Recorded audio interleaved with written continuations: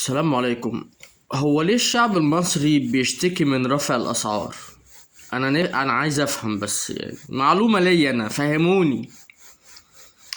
آلاف من الناس قصاد محلات الجزارة، وآلاف الآلاف من الناس في الأسواق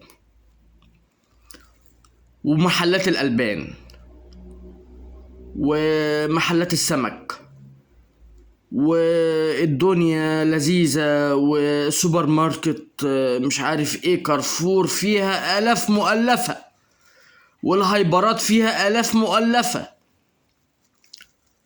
والشباب على القهوة بتدفع آلاف مؤلفة. الشباب بالآلاف بتدفع آلاف.